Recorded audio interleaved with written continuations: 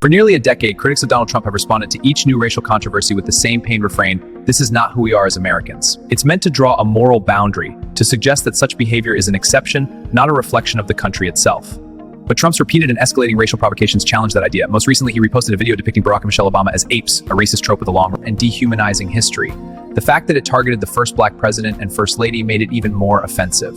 The post remained up for hours before being removed, following backlash from Democrats, civil rights groups, and a small number of Republicans. Initially, the outrage was dismissed as overreaction to a meme.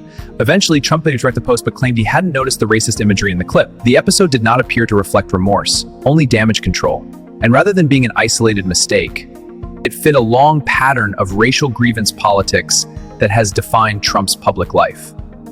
Who sent it, and are you going to fire that? I looked at it. I saw it, and I just looked at the first part. It was about voter fraud in someplace, Georgia. There was a lot of voter fraud, 2020 voter fraud. And I didn't see the whole thing. I guess during the end of it, there was some kind of a picture that people don't like. I wouldn't like it either, but I didn't see it. I looked at the first part. Mr. President, a number of Republicans are calling on you to apologize for that post. Is that something you're going to do? No, I didn't make a mistake. I mean, I look at a lot of thousands of things. I looked at the beginning of it. It was fine. They had that one post, and I guess it was a takeoff. By the way, a lot of people covered. If you look at where it came from, I guess it was a takeoff on The Lion King.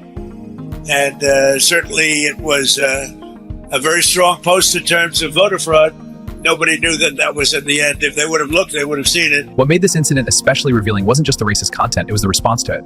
Republican leadership largely avoided condemning the imagery. Blame was shifted to a staffer, critics were mocked, and once again accountability faded. This follows a familiar pattern. Outrage erupts, statements are issued, and then the system absorbs the shock and moves on. Each time the standard drops a little lower. Trump's defenders claim he's misunderstood or simply provocative, but his record tells a consistent story. From promoting the birther, the conspiracy against Barack Obama, to attacking Mexican immigrants and disparaging non-white communities, the Obama video wasn't out of character, it was entirely consistent with it. The timing also raised concerns. The repost appeared during one of Trump's late-night social media sprees marked by impulsive and combative messaging. The Obama video wasn't out of character, it was entirely consistent with it. The conspiracy against Obama, attacking Mexican immigrants, disparaging non-white communities. The timing also raised concerns. The repost appeared during one of Trump's late-night social media sprees marked by impulsive and combative messaging. While questions about mental fitness are politically sensitive, they become harder to ignore when a president publicly amplifies racist imagery.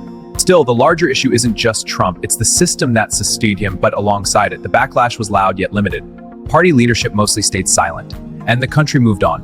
From slavery and Jim Crow to redlining and mass incarceration, Trump didn't invent these realities. He revived and repackaged them. The shock many feel isn't because they are now expressed openly from the presidency. Even beyond rhetoric, institutional decisions, including immigration enforcement policies allowing race or appearance to factor into stops and detentions. Discrimination is embedded within systems of power. The Obama post may fade from headlines, but it should remain a mirror. If Americans continue to insist this is not who we are, they must confront why such moments keep happening and why they rarely bring lasting consequence. Trump did not introduce racism into American politics.